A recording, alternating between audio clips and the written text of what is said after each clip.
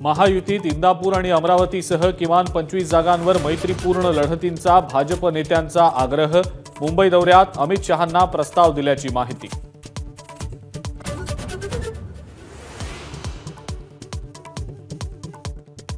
मुंबई भाजपच्या कोर कमिटीची आज दुपारी 1 वाजता बैठक। केंद्रीय गृहमंत्री अमित शहांच्या दौऱ्यानंतर होणाऱ्या या बैठकीला महत्त्व।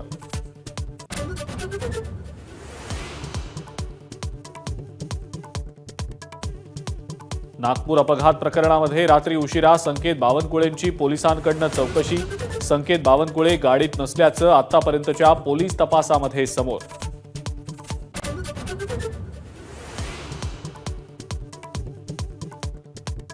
नागपूर हिट अँड रन प्रकरणावरनं विरोधकांचा निशाणा।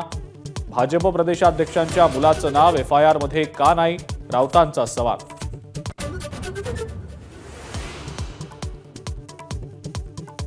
देवेंद्र फडणवीस छापा मारून अटकेचा प्रयत्न करणार। अनिल देशमुखांचा गंभीर आरोप। आपण अटकेची वाटच पाहत आहोत, देशमुखांचं फडणवीसांना आव्हान।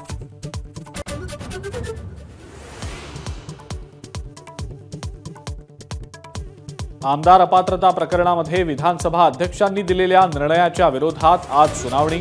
शिवसेना राष्ट्रवादीच्या याचिकांवर सुनावणी।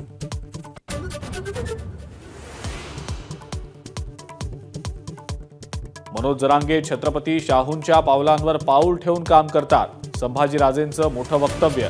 तर मी 2 पावलं मागे येतो। जरांगेंनी मराठा समाजाचं नेतृत्व करावं, संभाजीराजेंनी व्यक्त केली इच्छा।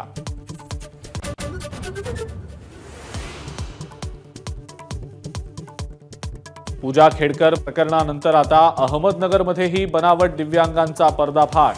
जिल्हा रुग्णालयातनं बोगस प्रमाणपत्र मिळवणाऱ्या 4घांवर गुन्हा दाखल।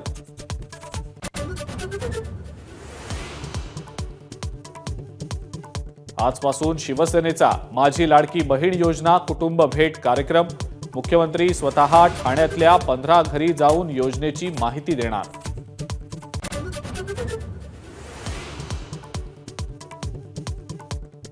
नागपूरसह विदर्भात चिकुनगुनियाचा धोका वाढला। चिकुनगुनिया झालेल्या 10% रुग्णांना हृदयाशी संबंधित आजार।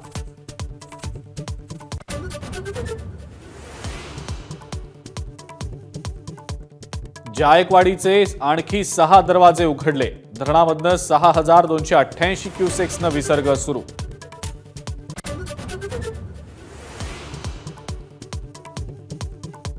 आज गौराईंचं आगमन। 1.5 दिवसांच्या माहेर वाशिणीचा पाहुणचार करण्यासाठी घरोघरी लगबग।